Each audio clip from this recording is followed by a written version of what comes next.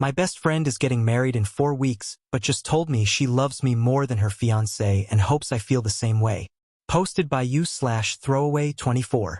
I'm a 35-year-old man, and my friend Bree, also 35, just confessed her love for me 4 weeks before her wedding.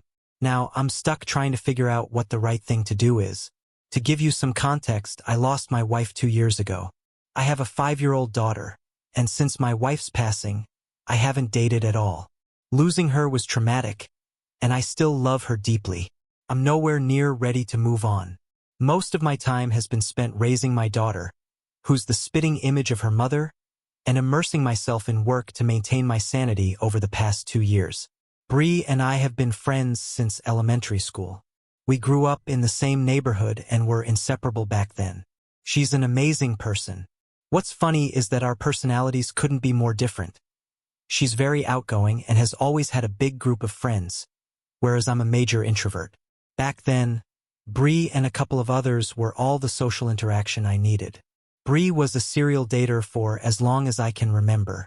Since middle school, there was rarely a time when she was single. However, Bree and I never dated each other. We also ended up going to the same college. She never had a steady boyfriend in college, just jumped from one relationship to the next. Meanwhile, I didn't start dating seriously until my junior year, when I met my wife. She was a freshman and we clicked instantly. We fell head over heels for each other and spent most of our time together. That put some strain on my friendship with Bree since I would often choose to hang out with my wife instead of her. Gradually, Bree and I began drifting apart. After college, I moved to another town for work, and Bree and I only occasionally kept in touch, exchanging messages here and there. Bree came to my wedding, and that was the last time we saw each other in person for years. We stayed connected in a loose sense, commenting on each other's photos or updating each other about major life events. When my wife passed away, Bree did reach out and we had a phone conversation. Last year, Bree and her fiancé Jason moved to my city.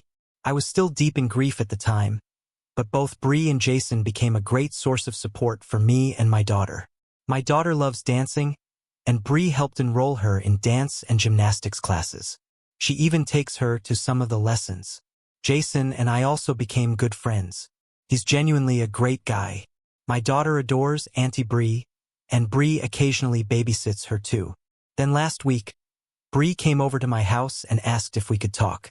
She seemed really serious, and I wasn't prepared for what came next. She told me that over the past few months, she started developing feelings for me.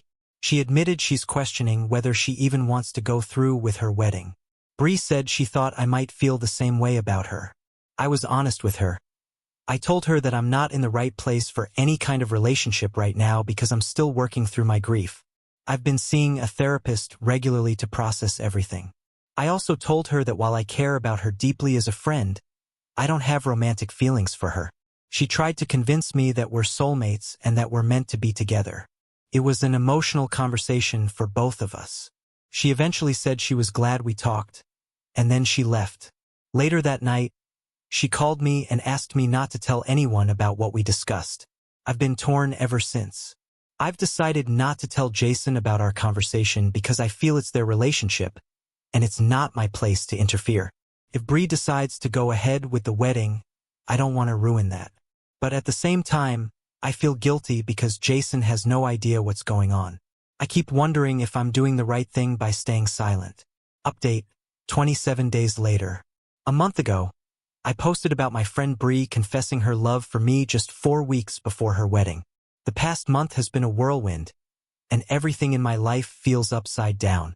To recap, I lost my wife 2 years ago, and I've been raising my 5-year-old daughter on my own. Bree and her fiancé Jason moved to my town a year ago, and we reconnected as friends. They've both been incredibly supportive of me this past year and have helped me regain some sense of normalcy. After Bree admitted her feelings for me, I told her I wasn't ready to move on and that I didn't share those feelings. She seemed to understand, and I didn't hear from either her or Jason for a few days. The guilt was eating at me because I wasn't sure if I should tell Jason what she'd said. Thanks to everyone who commented on my previous post, I was able to think things through more clearly. I eventually called Bree after a few days and asked her to meet me for lunch. I asked her if she was still planning to go through with the wedding. She broke down and said she wasn't sure. I told her she needed to talk to Jason about her feelings and be honest with him. I promised her I wouldn't say anything to Jason myself, but I emphasized that she deserved to be happy and needed to sort this out. She said she understood and left. That night, I put my daughter to bed and was watching TV when, around 9:30 p.m., I heard a loud knock at my door. It was Jason. He was in tears and immediately started yelling, asking why I had to steal Bree from him. I tried to calm him down, but he kept shouting. I urged him to sit down on the porch and reminded him that my daughter was sleeping upstairs, but he became increasingly physical.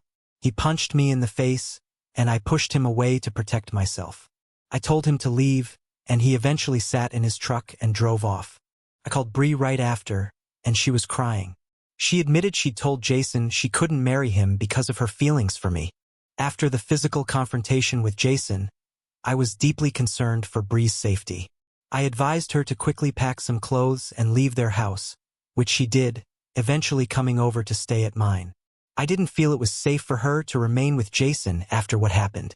I spent nearly 2 hours consoling her until she was calm enough to sleep. The following morning, we contacted her parents to inform them of the situation. Bree put on a brave front, but I could tell how much pain she was in. Her parents suggested she take a few days off and return home, which she agreed to do, flying out that evening. Over the next 2 weeks, the wedding was officially called off. Bree and I spoke daily during this time, and I could see how drained she was emotionally. She had a few conversations with Jason, where he tried persuading her to reconsider and give their relationship another chance. However, Bree seemed resolute in her decision to move on and ended things definitively. Bree has been staying at my place for the past 2 weeks. Since she still has her job here, she resumed work last week.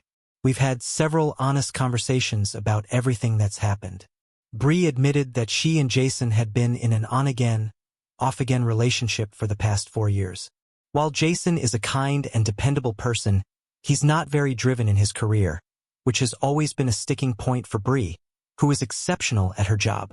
She revealed that she had doubts about marrying him from the start, but felt pressure due to getting older, which led her to go through with the engagement. When she heard about my wife's passing, she felt compelled to support me and my daughter. Later, when she received a significant promotion that required her to relocate to a corporate office in my city, she chose to move here, and Jason followed her, securing a new job in the process. Bree explained that she didn't see me romantically at first, but as she spent more time with my daughter and me, she felt a rekindling of the bond we'd shared growing up. This time, however, I was the one who was broken, and she was there to help me heal. She realized that she cherished her time with us far more than her time with Jason. She confessed that she made a mistake with Jason, and that what she truly wanted had been right in front of her all along. Over time, her feelings for me deepened, and she eventually opened up about them. Bree said she knew her relationship with Jason was over the moment she shared her feelings with me. It's a complicated and messy situation, but I'm grateful she came to this realization before getting married rather than after. As for Jason, I do feel sympathy for him. He's decided to move back to our hometown to be closer to his family. For now, he's still living in their shared apartment, but plans to leave next month. For those wondering, Bree and I are not dating. I still don't feel ready for a relationship, and I don't think Bree should rush into one either. Right now, she's my friend, and I'm glad she's staying with us until everything gets settled. My daughter adores having Auntie Bree around, which is a bonus, and it's heartening to see Bree slowly finding her footing again. Second update, 8.5 months later. Roughly 9 months ago, I shared a post about my friend Bree confessing her feelings for me just weeks before her wedding. To provide some context, I lost my wife 3 years ago, and I'm raising our 6-year-old daughter. After Bree and her fiancé Jason moved to my town a year ago, Bree told me she loved me, and shortly after, her engagement fell apart. When I last updated, Bree was staying with me and my daughter. The story seems to have been picked up by some popular YouTube channels, as I've received several messages asking for updates. Many family members also recognized my post and were surprised to learn about the situation. I had to assure everyone that we were safe, especially since they didn't know about Jason's physical assault. To clarify, Bree stayed with us while Jason was still in town because I had filed a temporary restraining order against him. Bree tried to file for one as well, but hers was denied since Jason hadn't directly threatened her safety. She felt more secure at my house due to the restraining order, and I agreed to let her stay. Thankfully, Jason didn't cause further trouble. While he continued texting Bree to ask her to reconsider their relationship, he eventually moved back to our hometown in February. Since then, we haven't heard from him. After Jason left, Bree got her own apartment but has remained very involved in our daily lives. Having Bree around has been wonderful, and my daughter absolutely adores her. Then, in April, Bree brought up the possibility of us dating again. I explained to her that I wasn't emotionally ready and didn't want to be unfair to her, as I still deeply love my late wife. Bree responded with a heartfelt analogy, saying that my heart is like a large pot. It holds all the love I have for my late wife, but still has room for more. Loving her wouldn't diminish the love I have for my wife or daughter, but would simply mean my heart is capable of holding more than I'd realized. I took a month to reflect on this and sought advice from my mom and mother-in-law, my late wife's mom. Both encouraged me to give a relationship with Bree a chance. In May, we officially started dating, and I've been amazed at how naturally we've fallen in love. Our strong foundation of friendship has been invaluable. The last 6 months have been incredible. My daughter has never been happier.